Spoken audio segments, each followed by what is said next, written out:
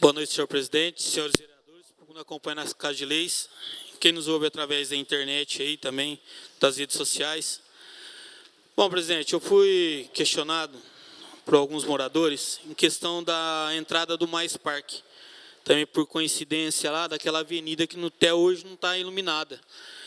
E eu mandei um ofício para a EMAIS e tive a presença do engenheiro aqui.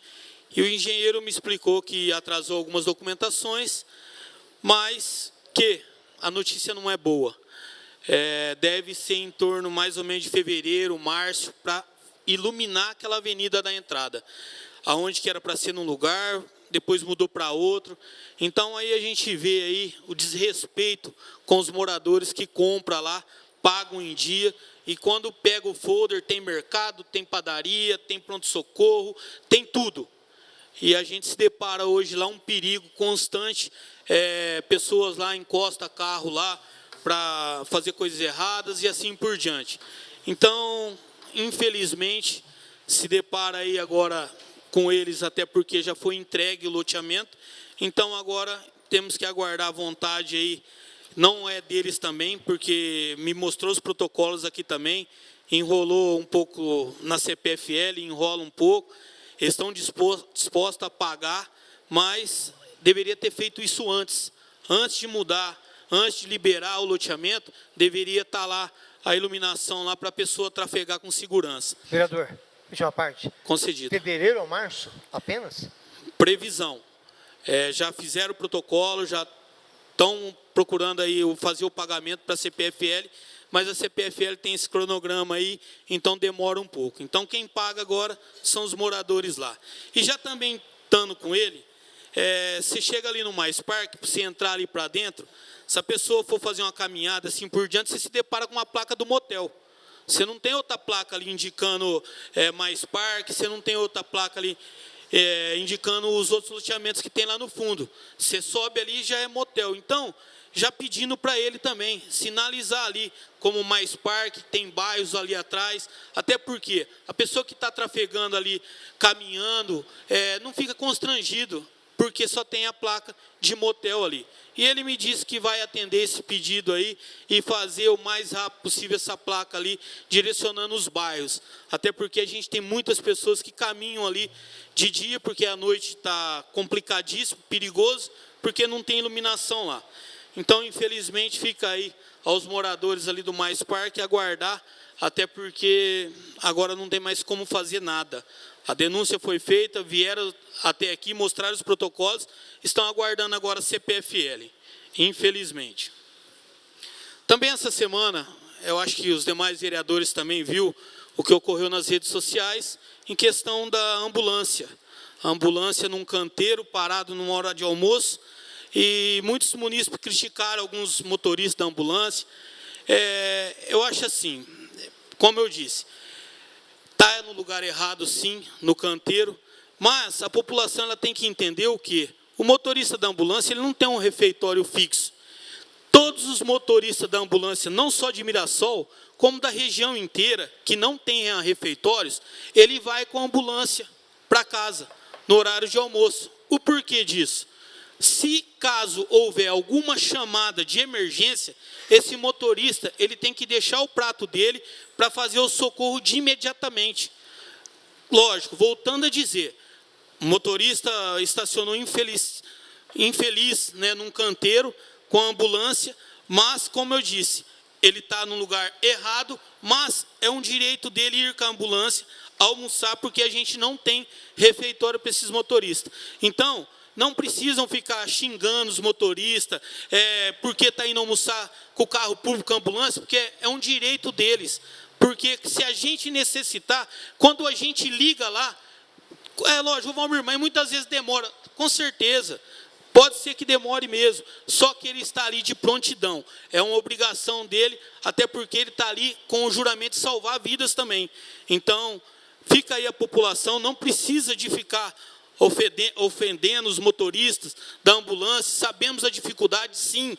Pode ser um ou outro que tenha, assim, desacatado um paciente, assim por diante, mas, infelizmente, eles precisam de ir com a viatura para almoçar e voltar, ou de imediato, se tiver um chamado, eles fazem esse socorro. Então, a população precisa de saber disso também, e volto a dizer mais uma vez, porque senão amanhã tem algumas pessoas que falam assim, lá, o Valmir apoiou o cara a colocar a ambulância no canteiro. Eu estou dizendo, o local estava errado, mas ele sim, com a ambulância, estava correto. Até porque, se a gente precisar, ele tem que sair imediatamente. Então, as pessoas que ficam indignadas quando vê uma foto dessa, né, às vezes uma publicação até um pouco maldosa, a gente tem que, assim, ilustrar alguns motoristas que realmente eles deixam a família, deixam tudo para socorrer vidas. Então, parar de ofender eles em redes sociais, porque isso aí é uma obrigação deles que eles têm que cumprir. Então, eles têm também que ir com a viatura. Entendeu? Então, para a população parar de xingar eles em redes sociais, então, é essa a explicação que tem. Porque eu procurei, fui questionado também e fui procurar o departamento para saber a situação. Então, antes de mim falar alguma coisa, eu procurei saber a real verdade. Também, essa semana, sexta-feira, se não me falha a memória, a pessoa, até conheço a pessoa, fechou um estabelecimento aqui na sexta-noite. Não vou falar o nome, que eu não quero complicações, só vou falar porque meu nome foi citado. Então, é um lugar onde é proibido entrar de menores, proibido venda de alcoólica a menores, e lá foi encontrado alguns menores.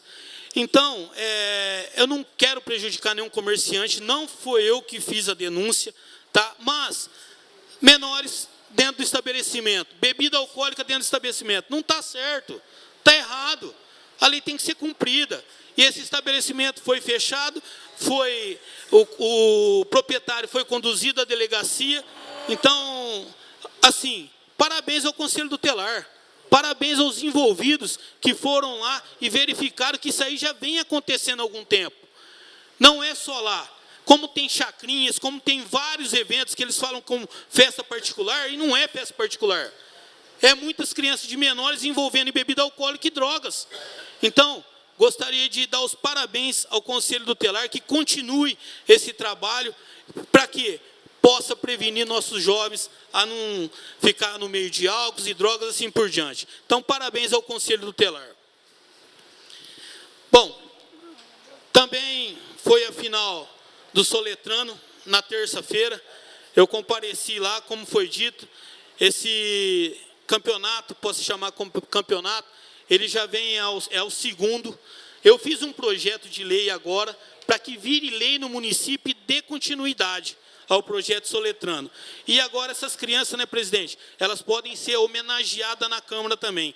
Como a gente já tem esse projeto, eu e o presidente, de homenagear os atletas amadores do nosso município, que sai do nosso município, vai representar em outros municípios, que ficam no nosso município, disputa torneios aqui no nosso município.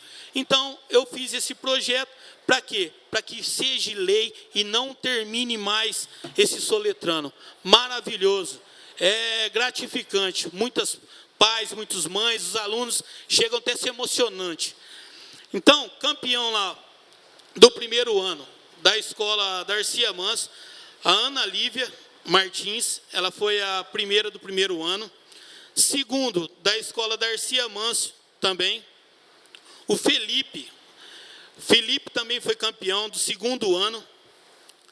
Do terceiro ano, foi do Bartira Aquino de Noronha, foi Isadora Soares, ela foi campeã também do terceiro ano. Quarto ano, do Cândido Brasil Estrela, Micaele, ela também foi a campeã do Soletrano, do quarto ano. E do quinto ano, a escola Wilson Pascoal, que foi o Murilo, o campeão do quinto ano. Então, parabéns a todas essas crianças. Ficar na ansiedade agora, presidente, para essas crianças ser chamadas nessa Casa de Leis, para que elas possam receber o prêmio aqui do Legislativo também, que elas merecem, é merecedora dessa situação. Hoje também entra um veto aqui que eu gostaria que não fosse um veto. Só que eu sabia da minha competência que eu estava invadindo a privacidade do executivo. Então, hoje entra um projeto, o veto da Zona Azul, onde eu queria isentar os cadeirantes e os idosos, pelo menos por 2 horas, porque tem dificuldade para eles pararem. Tem muitos aposentados que não têm condições de parar na praça, para 4, 5 quarteirões para baixo. Mais um minuto, presidente. E os cadeirantes, assim, que eu me deparei também com um senhor aqui, que deixa o carro aqui na rodoviária e empurra a senhora de cadeira de roda.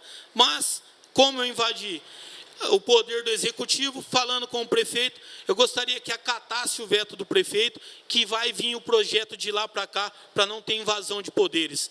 Que ele me comprometeu, até no final do ano, reunir com o proprietário da Zona Azul, da empresa, para negociar essa situação, para a gente tentar resolver essa situação aí dos cadeirantes e dos aposentados.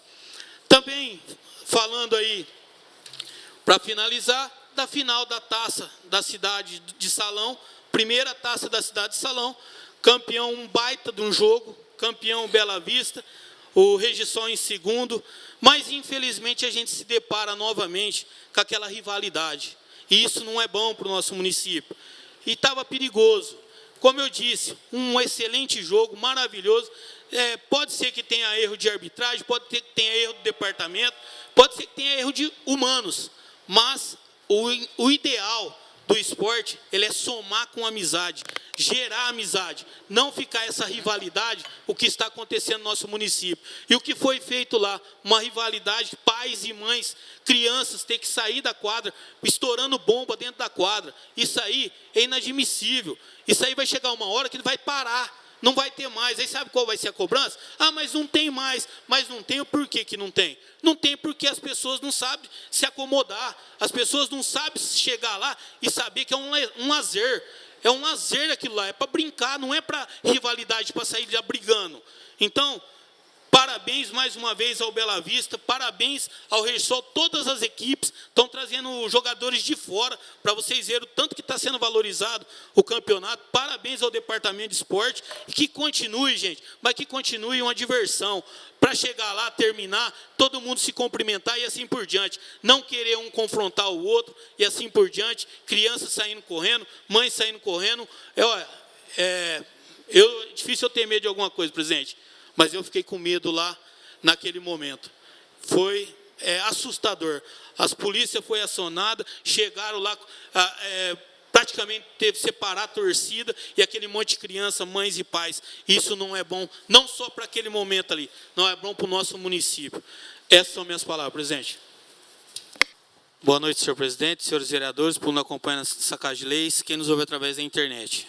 Bom, presidente, fiz esse requerimento baseado numa lei de Olímpia. Em Olímpia, a CPFL já cedeu para a prefeitura, onde é considerado como linhão. Então, mais do que justo, ceder para Mirassol também.